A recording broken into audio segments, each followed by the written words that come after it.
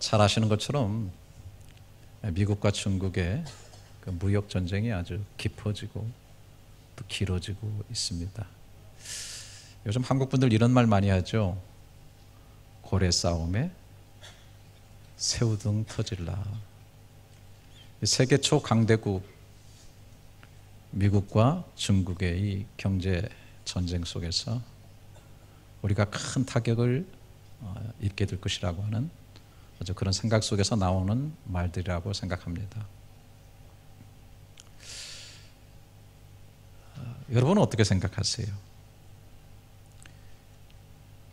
멀리 있는 얘기입니까? 아니에요. 이것은 한국 경제, 바로 우리의 문제고, 또 이것이 바로 미국과 중국의 무역 전쟁과 깊은 관련을 가지고 있다는 것입니다. 많은 사람들이 이 무역 전쟁을 미국과 중국의 패권 전쟁으로 보고 있죠. 그러나 우리 그리스도인들로서 결코 놓치지 말아야 할 것이 있어요. 이것은 어떤 단순한 패권 전쟁, 그 이상의 아주 크고 무서운 전쟁이 그 속에 있다는 사실입니다. 우리 예수 믿는 사람들은 세상을 등지고 살 수가 없잖아요. 세상 속에서 살아내야 되는데 세상을 성경적으로 분별력 있게 보는 그런 시각이 필요합니다. 세상을 성경적 시각으로 잘 들여다보고 판단하고 필요한 교훈을 받고 기도하며 대처하며 살아야 한다고 하는 것이죠. 저는 오늘 여러분들과 함께 지금 세계의 최고 문제로 떠오르고 있는 미중 무역 전쟁을 성경적인 시각에서 한번 굳어보면서 믿음을 새롭게 하는 그런 시간을 갖고자 합니다. 1990년 이후 미국과 중국은 경제적으로 서로 윈윈하려는 미로의 시간을 가졌어요. 중국은 장기적으로 지속되어 온 공산체제로서는 더 이상 생존하기가 어렵다는 생각을 하고 개혁 개방을 시작하였고, 미국은 이런 중국에 투자를 하면서 중국은 값싼 노동력으로 공장을 가동해서 싼 물건들을 미국에 팔아서 달러를 벌어들이기 시작했습니다. 중국 경제는 급성장을 해왔고 경제적으로 미국 다음으로 세계 두 번째 경제 대국이 되었습니다. 문제는 너무 빨리 성장을 해서 이제는 미국을 넘보고 위협하는 단계까지 오게 된 것이죠. 이런 과정 속에서 중요한 문제가 생겼습니다. 기본적으로 미국은 지난 수년간 무역 적자를 피하지 못하고 있고 중국의 무역 흑자는 계속해서 증가하고 있다는 사실이에요. 미국 트럼프 대통령은 이런 문제를 이렇게 분석을 했습니다. 중국이 독점력을 활용해서 공정무역을 방해하고 미국의 지적재산권을 침해하고 있어서 국가 산업에 큰 지장을 받고 있다고 본 것입니다. 한마디로 말해서 공정한 무역이 아닌 비민주적이고 비도덕적인 무역 형태로 중국이 성장하고 있기 때문에 그 피해를 미국이 보고 있다 하는 것입니다. 이런 상황 속에서 미국이 중국을 제대로 손을 봐야 되겠다고 생각한 것은 2012년 11월 초에 있었던 중국 공산당 제18차 대회 이후부터 아닌가 그런 생각을 해봅니다. 이 공산당 대회에서 시진핑이 소위 중국몽을 실현할 것을 선언했습니다. 중국몽이라고 하는 것은 한마디로 중화민족의 위대한 부흥을 실현하겠다는 것이죠. 군사적으로, 경제적으로, 문화적으로 모든 면에서 미국을 넘어서는 세계 대국이 되겠다는 것입니다. 미국은 이제 중국을 강력하게 저지해야 되겠다는 생각을 하게 되고 그것의 시작이 바로 무역전쟁입니다. 미국은 중국과 여러 가지 제안을 하면서 무역 불공정을 바로잡는 협상을 시작했는데 결국은 그 협상이 실패하게 됐습니다. 미국은 포문을 중국에서 수입하는 물품에 관세를 매기기 시작했는데 지금까지 총 2,500억 달러 규모의 10%에서 25% 사이의 관세를 매겼습니다. 이에 중국은 미국에 대항하면서 1,100억 달러의 5%에서부터 25%의 관세를 부과하였습니다. 이로 인해서 세계 경제가 요동을 치고 있습니다. 미국은 무역 협상이 안 되면 앞으로 더 관세 대상을 늘리고 더 많은 관세를 부과하겠다고 천명하고 있습니다. 중국은 자신들의 체제 유지와 또 밖으로 선언하는 것들을 지키려는 자존심 등으로 미국의 제안을 받아들이기에 매우 어렵게 되어 있습니다. 아시죠? 곧 일본에서 G20 정상회의가 열리는데 미국과 중국이 만나서 타협을 할지는 모르겠지만은 많은 대부분의 전문가들이 이 미중 무역은 근본적으로 해결하기가 어렵고 장기적으로 갈 가능성이 있다고 보고 있습니다. 어떤 학자들은 중국이 나중에 가면 완전히 백기를 들고 무릎을 꿇고서 끝나게 된다는 그런 주장도 하고, 또 어떤 사람은 장기전으로 가게 되면은 미국이 중국을 결국 이기지 못하고 큰 상처를 받고 주저앉게 될 것이라고 말하기도 합니다. 어찌 되었든 간에 한국과 미국은 중국 사이에 끼어서 제대로 처신하지 않으면 엄청난 타격을 받을 것이 예상이 되고 있습니다. 미국이 협상을 하면서 제가 알기로는 약 한 80개 정도의 합의 사항을 요구한 것으로 알고 있는데요. 중국이 웬만한 것들은 다 들어줄 수가 있는데 들을 수 없는 내용이 있다는 것이죠. 중국 정부가 추구하고 있는 첨단 기업을 지원하는 일입니다. 겉으로는 민간 기업인 것처럼 위장을 하고 있지만 사실은 정부가 돈을 대주면서 지원해주는 기업들이 있는데, 이것이 바로 첨단 산업들입니다. 첨단 산업을 통해서 돈을 벌어들이고 그들이 생각하고 있는 중국몽을 실현해 나가고 있는 것이죠. 그런데 이런 것들이 가능한 것은 중국이 사회주의 1인 독재 체제이기 때문에 가능한 것입니다. 여러분 잘 아시는 대로 겉으로는 개혁 개방이지만 뒤로는 사회주의 체제를 통한 독재를 통해서 모든 것을 통제하고 조정하면서 급성장을 한 것을 우리가 잘 알고 있습니다. 여러분, 미국이나 서방 세계는 중국의 경제가 성장하면 중국 사람들이 진정한 자유를 누리는 자유민주국가가 될 것으로 생각을 했습니다. 이것이 지난 40년 동안 미국과 서방 세계가 완전히 속았던 것이라고 생각합니다. 얼마 전에 중국 한 고위 관리가 이런 얘기를 했죠. 미국에게 사회주의 하라면 되겠나? 우리 보고 민주주의 하라고 하면 안 되는 거 아니야?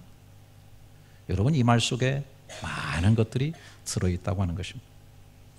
미국이 보고 있는 근본적인 문제는 중국이 아직도 추구하고 있는 공산주의 사상과 체제가 문제라는 것입니다. 여러분, 지금 중국을 이끌어가고 있는 핵심적인 역할을 하는 사람들은 다 공산인민해방군들의 금수저들입니다. 결코 포기할 수 없는 공산주의 1인 독재 체제를 생태적으로 고수하고 있는 거예요. 문제는 이제 경제적인 성장까지 하면서 이런 공산주의적인 사상을 중화제국의 부흥이라고 하는 중국몽으로 포장을 해서 세계로 확장하려고 하고 있는 것입니다. 얼마 전에 미국이 화웨이를 아주 강하게 제재를 한 사실을 여러분 다 알고 계시죠? 왜 유독 화웨이인가? 이 자리에 앉아 계신 분들도 미국 너무하지 않아? 그래, 화웨이가 그렇게 커가지고 통신업체 제1위가 되고 5G를 전 세계에 깔려고 하니까 또 스마트폰 판매량도 세계 1, 2를 다투게 되니까 미국이 샘나서 그런 거 아니야? 뭐 그런 면이 있습니다만은 단순히 이렇게 생각해서는 안 된다는 것입니다. 화웨이를 깊이 들여다보면 런정페이, 이 화웨이 회장은 가지고 있는 지분이 1.4%밖에 되지 않아요. 뭐 어느 자료에 보니까 어떤 사람은 뭐 0.001%밖에 안 된다고 그런 얘기를 하는데, 나머지는 여러 사람으로 나뉘어져 있는 거 보이지만은 사실은 중국 공산당과 군이 가지고 있는 것입니다. 창업자인 런정페이 회장은 인민해방군 정보기술학교 장교 출신이자 공산당원인 것입니다. 1987년 설립된 이 화웨이가 초기 안정적으로 성장할 수 있었던 것은 인민해방군들이 주문 물량을 채워줬기 때문에 되어졌다는 것은 공공연한 비밀이라고 하는 것입니다. 결국 화웨이를 통해서 벌어들이는 어마어마한 돈들이 중국 공산당을 향하여 흘러들어가고 그것으로 군비 확장을 하면서 1대1로 같은 것을 통해서 세계 속에서 중화제국으로 포장된 사회주의 체제를 심어가려고 하는 것이 문제가 있다고 하는 것입니다. 미국은 화웨이를 무너뜨리면서 이런 중국의 근본적인 문제를 손대고 있는 것입니다. 제가 보기에는 중국이 처음에는 미국이 단순히 무역작자 때문에 그렇겠지라고 안일하게 대처한 것 같아요. 조금 양보하고 미국을 달래면 재선을 눈앞에 둔 트럼프가 적당하게 손을 잡겠지라고 판단했던 것 같습니다. 그런데 지금 와서 중국과 저뿐만 아니라 세계 사람들이 깨닫고 있는 것은 이번 전쟁이 단순히 미국이 무역 수지 적자를 해소하기 위한 그런 것이 아니라, 무역 전쟁이 아니라 그것은 근본적으로 이념과 체제의 전쟁이라는 사실을 알아차리게 된 것입니다.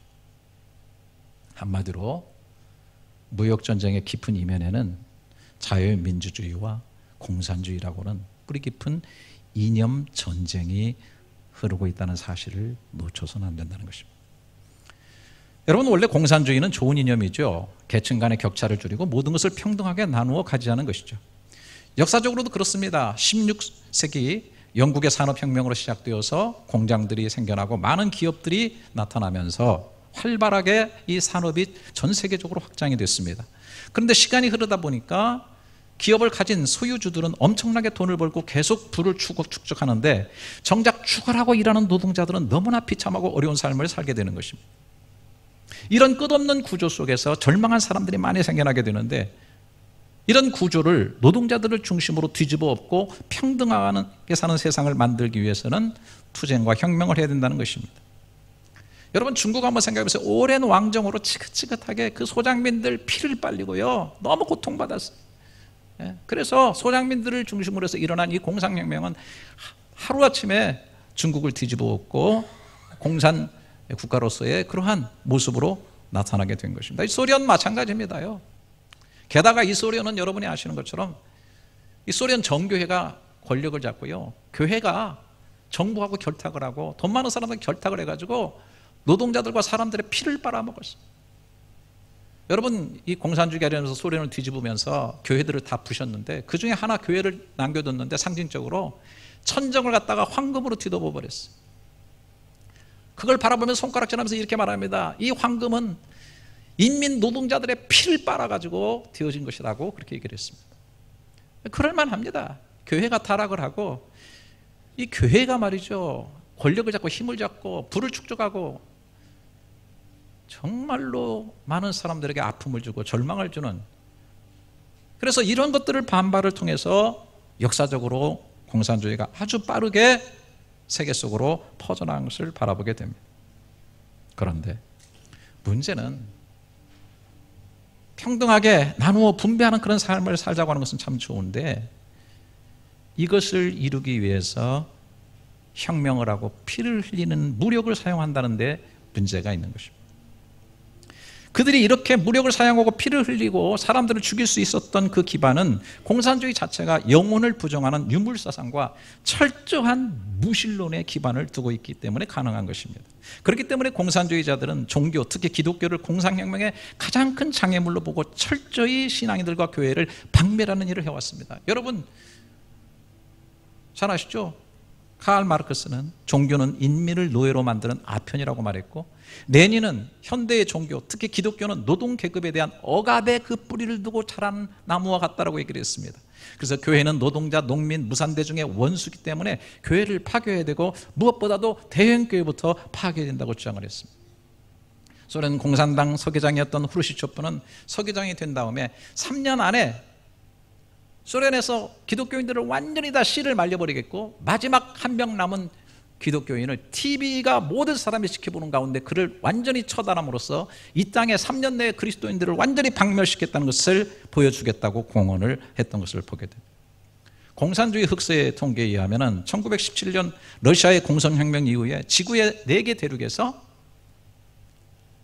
8,500만에서 1억 명이 숙청, 굶주림, 집단 추방, 강제 노역으로 죽었습니다. 공산화 과정에서 세계적으로 2,700만 명의 기독교인이 죽어나갔습니다. 저는 캄보디아에 갔다가 아주 충격을 받았습니다. 소위 폴포트가 공산혁명을 하면서 당시 캄보디아 인구 700만 중에서 200만 명을 죽였습니다. 그 유명한 킬링 필드죠. 제가 얘기를 안내하는 사람들 직접 들었는데, 지식인들 몽땅 죽여야 된다고 그래가지고 안경 쓴 사람 100% 다 잡아서 죽인 겁니다. 저도 죽었을 거예요. 우리나라도 북한의 남한 공산화를 위해서 6.25 전쟁을 한 결과 우리 동정만 계산해도 330만 명이 죽었습니다. 여러분, 죽음이 따라다니고 있는 이념입니다. 이게 잘 아셔야 됩니다. 물론 독일이 600만의 유대인을 죽였다 이렇게 얘기를 하지만은, 이 지구상에서 이렇게 많은 사람들이 죽어나가는 그런 이념, 그렇게 해서 만들어진 것, 이것이 바로 공산주의라고 하는 것입니다. 여러분, 6.25 이후에 북쪽에서 많은 신앙인들이 남쪽으로 내려왔습니다. 여러분, 참 신앙인은 공산주의들과 살 수 없다는 것을 실제적으로 뼈저리게 느꼈게 됩니다. 제가 말씀드립니다. 실제적으로 뼈저리게 느낀 겁니다. 평양 근교에 잘 살았던 저희 장인어른도 사랑하는 어머니와 가족 친척들을 다 뒤로 하고 혈혈단신으로 남한으로 내려와 계십니다. 이유는 오직 하나, 그리스도인으로서 공산주의 밑에 사는 것은 불가능하다고 생각한 것입니다. 여러분, 역사가 참 많은 것을 얘기해 주고 있는데요, 재미있는 것은 공산주의를 받아들이고 실현한 나라들이 아이러니컬하게도 그 나라 안에 평등이 없고 1인 독재가 있고 인권이 탄압된다고 하는 것입니다. 하나님 없는 세계에 인간이 만든 가장 아름다운 아이디어를 갖고 가장 최고의 이념을 갖고 역사 속에서 흘러왔지만은 결국은 몽땅 가난하게 지게 되고, 그리고 인권이 탄압되어지게 되고 독재를 하는 그런 것으로 됐다는 거예요. 새로운 붉은 귀족들이 인민을 피를 빨아먹고 있습니다. 여러분 잘 아시는 대로 홍콩이 중국에 편입됐지만 이번에 범죄인 송환 문제로 인해서 홍콩 사람들이 대규모 데모를 했어요. 처음에는 100만 명이 했다고 그러는데 다음에는 200만 명이 데모를 했습니다. 여러분, 왜 그들이 데모합니까? 단순히 홍콩에서 일어나는 범죄를 중국에서 재판하는 것이 문제가 아니라 그렇게 하는 중국 공산당의 심각한 인권 유린과 비윤리 독재가 있다고 보기 때문인 것입니다. 결과적으로 과거에 공산주의를 신봉하고 나라들의 경제가 몰락하고 나라들이 가난해져서 구소련이 붕괴되고 동독은 서독과 통일되고 중국은 경제개방으로 인해서 공산주의가 다 사라져버린 듯 했습니다. 그러나 저는 이렇게 생각하고 있습니다. 러시아에도 그런 공산주의 체제가 그대로 남아있고, 중국은 말할 것도 없고, 북한은 완전히 3대가 세습하는 김정은 신정국가가 되었습니다. 중국은 아직도 공산주의를 버리지 않고 오히려 경제성장의 힘으로 더 변종되고 강력해진 공산주의를 뿌리내리고 이제는 중국몽이라는 것을 통해서 세계를 지배한다는 사실을 저는 확신하고 있는 것입니다. 왜요? 증거가 뭐냐고요? 여러분, 경제적으로 중국이 살만하니까 시진핑을 중심으로 1인 독재 체제를 굳혀가면서 결코 공산주의와 체질적으로 맞지 않고 위협이 된다고 생각하는 교회를 무자비하게 지금 탄압하고 있습니다. 십자가 떼고 교회 무너뜨리는 것은 지금 다반사로 하고 있습니다. 개혁 개방을 하면서 선교사들 통해서 많은 것을 얻고 누렸던 중국이 이제는 아주 무자비한 방법을 통해서 선교사들을 추방하고 씨를 말리고 있습니다. 뭐 이곳 지금 말레이시아에도 중국에 선교하다가 오신 추방당할 선교사들이 정말 많습니다. 본색을 드러내고 있는 것입니다. 물론 이런 일들을 통해서 하나님은 하나님의 일을 하고 계시지만 중국은 하나님 없는 공산주의 사상으로 이런 일을 하고 있는 것으로 결국에는 영적인 전쟁이 이루어지고 있다고 하는 것입니다. 저는 이렇게 정리하고 싶습니다. 무역전쟁은 이념전쟁이고 결국은 그것은 영적인 전쟁이라고 하는 것입니다. 동의하실지 모르겠는데 공산주의자, 사회주의자가 예수를 혹 믿을 수 있을지는 모르겠습니다. 하지만 공산주의 이념 자체에는 하나님이 없다는 사실을 분명히 알고 있어야 됩니다. 오늘 본문에 두로 왕에 대한 얘기가 나오고 있습니다. 두로는 왕의 이름이 아니고 두로라는 나라를 말하는 것이고 그 두로라는 나라의 왕이라는 뜻입니다. 자, 1절 2절을 보십시다. 또 여호와의 말씀이 내게 임하여 이르시되 인자야 너는 두로 왕에게 이르기를 주 여호와께서 이같이 말씀하시되 내 마음이 교만하여 말하기를 나는 신이라 내가 하나님의 자리 곧 바닷 가운데 앉아있다 하도다. 내 마음이 하나님 마음 같은 채 할지라도 너는 사람이라 신이 아니거를. 이 두로라는 나라는 페니키아의 부유한 나라였다고 합니다. 해상 무역을 통해서 많은 풀을 축적하고 강대해졌어요. 여기 5절에도 큰 지혜와 내 무역으로 재물을 더하고, 또 16절에 보니까 내 무역이 많음으로, 이렇게 무역이 참 많았습니다. 여러분, 얼마나 이 나라가 유명한 나라였던지요, 이사야 선지자도 이사야서 23장 8절에 멸령한을 씌던 자여 그 상인들은 고관들이요 그 무역상들은 세상의 존귀한 자들이었던 두로에 대하여 이 일을 정하였다 그랬어요. 정말 얼마나 지혜롭게 무역을, 해상 무역을 잘했는지 그 나라가 엄청나게 부유해졌고 아주 존귀한 자들이라고 얘기를 했습니다. 그런데 영적으로는 문제가 있다는 거죠. 그것 때문에 교만해졌다는 것입니다.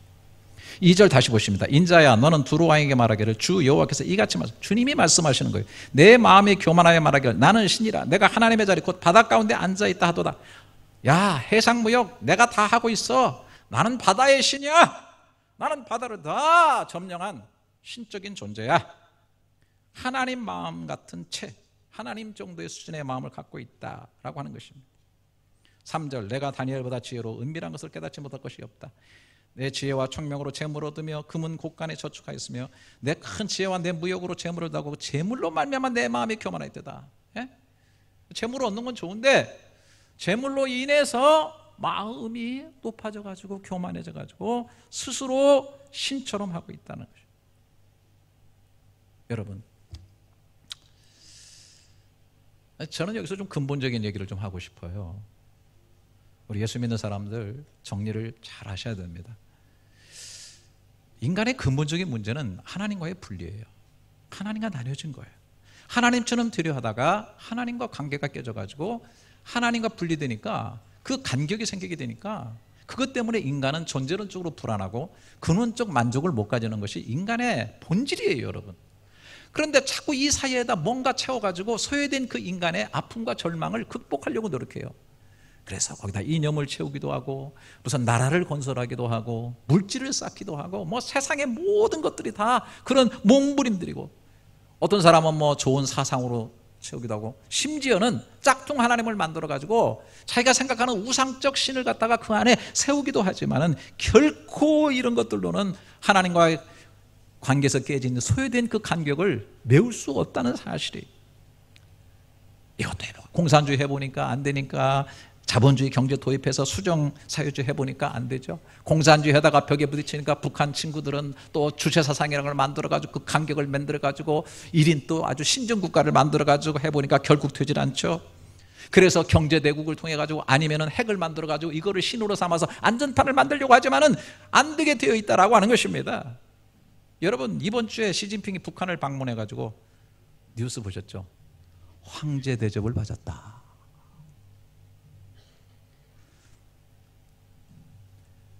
두 놈들이 다 황제 노름하고 있는 겁니다. 미안해요, 제 눈에는 이렇게 보여요. 두 짐승들이, 두 악마들이 황제 노름하고, 그 앞에서 막 하는 이 사람들 다 그 인민들 아주 골수를 빨아먹고 피를 빨아먹으면서, 그리고 시진핑이는 뭐 안전판이 돼주겠다? 정말 웃음밖에 안 나옵니다. 과연 사람이 그렇게 할 수 있을까? 과연 나라가 그렇게 할 수 있을까? 여러분, 7절도 다시 보십시오. 그런즉 내가 이방인 곧 여러 나라의 강포자를 거느리고 와서 너를 치리니 그들이 칼을 빼어 내 지혜의 아름다운 것을 치며 내 영화를 더럽게 하며 너를 구덩이에 빠뜨리는 너를 바다 가운데서 죽임을 당한 자의 죽음같이 바다에서 죽게 하리라. 네가 너를 죽이는 자 앞에서 네가 하나님이라고 말할 수 있겠느냐?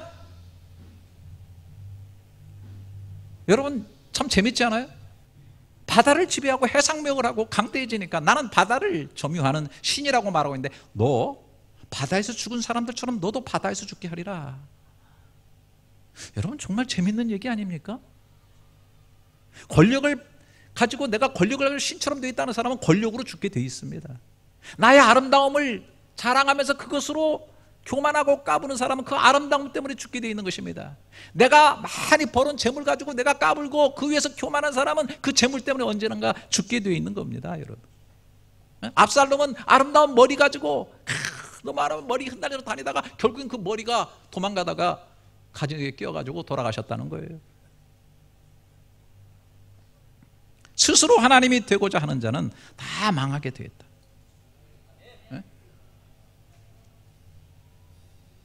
여러분, 더 들어가 보면은, 자, 이것이 굉장히 영적인 문제라는 사실을 얘기하는데, 오늘 사실 이 다음부터 하는 얘기는 참 해석하기가 쉽지는 않습니다. 저도 온전한 해석을 못한다고 여러분에게 고백하고 싶습니다. 그러나 어쨌든 여기에서 영적인 그런 측면으로 들어가면서 교훈을, 그러니까 이 사건이 영적인 사건하고 오버랩이 되고 있는 그러한 모습들을 보여주면서 교훈을 우리에게 주고 있는데, 여러분 좀 힘드시더라도 여러분의 지성을 좀 집중하셔가지고 이 말씀을 좀 잘 들어주시기 바랍니다. 12절에 인자야 두로 왕을 위하여 슬픈 노래를 지어 그에게 이르기를. 슬프다. 두로 왕은 막 해상 막 그 무역을 통해서 막 강대해가지고 막 내가 신이라고 하고 있는데 하나님은 뭐라냐? 야, 슬픈 노래를 지어라. 슬프구나. 여러분 그걸 알아야 돼요. 너는 완전한 도장이 있고 지혜가 충족하고 온전히 아름다웠도다. 13절 내가 옛적에 하나님의 동산 에덴에 있어서 아니 두로왕이 무슨 에덴이 언제 있었어? 말이 안 되지. 그런데 갑자기 에덴으로 팍 뛰고 있는 겁니다. 그리고 여기 그룹이라는 말이 나오면서 천사에 관한 내용을 하면서 이게 오버랩이 되고 있는 거예요.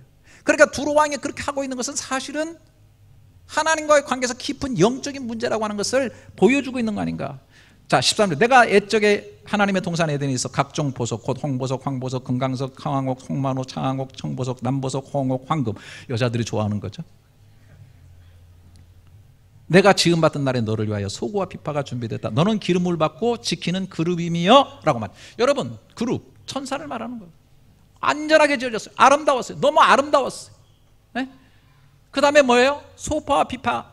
이 소파와 비파를 가지고 아름다운 그 목소리와 악기를 달란트를 가지고 연주하면서 하나님을 찬양했던 존재 아닙니까? 여러분 우리가 기억해야 돼요. 그 아름다움, 그 멋있는 거 가지고 찬양하는 이런 재능들이 오히려 이것을 가지고 스스로 교만해서 하나님을 대적하는 그런 모습이 될 가능성이 있다는 겁니다. 그 아름다움 때문에 네가 죽고 그 영화로움 때문에 네가 죽고 네가 장악하고 있는 그 바다 속에서 네가 죽을 것이라는 거예요. 여러분 여기 김기웅 목사가 있지만은 우리 성도들이 저를 많이 사랑해 주시고 굉장히 성원해 주고 하는 거 알아요. 목사님 하지만은 제가 제 위치를 지키지 못하고 교만하고 까불다가 그러면 여러분 그 아름다움이요 한순간에 바뀝니다. 저 교만한 놈. 그렇게 찬사를 주는 사람들 손에 죽게 되어 있습니다. 놀렐루야. 여러분 가만 놔두겠습니까? 연예인들 막 그렇게 악각거리고 막 그 인기라고 하는 것은 말할 수가 없습니다. 그런데 거기서 교만하고 잘못되면 그 손에 죽습니다.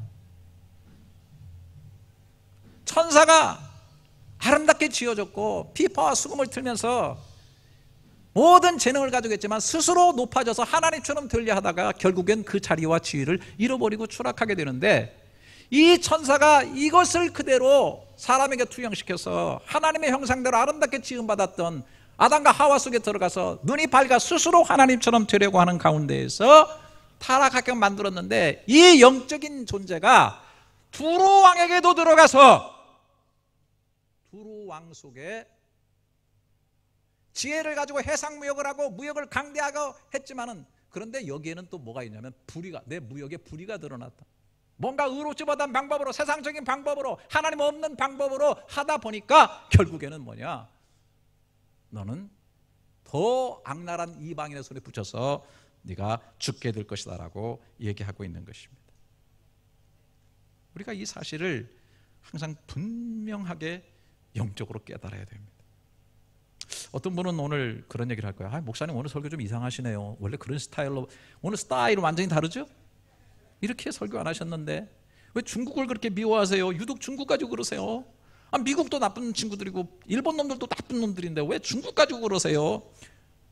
예, 제가 대표적인 케이스로 오늘 얘기하는 거예요. 아니 그 당시에 나라도 많고 나쁜 나라도 많고 그 당시에 이스라엘 하나님의 백성들도 엉터리들이 많았는데 이 두로라는 나라를 들어서 지금 이 얘기를 하고 있는 거예요. 그래서 우리에게 교훈을 주고 있는 거예요. 교훈을 받으라는 거예요. 그래서 제가 오늘 특별히 세계의 흐름 속에서 특별히 중국을 집어가지고 잘못된 이념을 가지고 사상을 가지고 그러나 강대해지고 이제는 교만하기까지 되어져 가지고 하나님이 되고 하나님 없는 것 사상으로 세상 속에서 세상을 향하여 장악하려고 하는 그런 일을 하고 있을 때 과연 하나님의 보시는 모습은 어떤 것인지 얘들아 슬픈 노래를 지어라. 여러분 이걸 볼 수 있어야 돼요. 여러분 제가 덧붙여서 한 가지 꼭 말씀드리고 싶습니다. 세계를 지배하는 위대한 중화민국, 결코 질 수 없는 위대한 미국. 자, 슬슬 땡겨지십니까?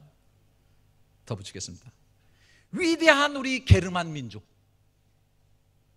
우리의 위대한 일본 제국 시민.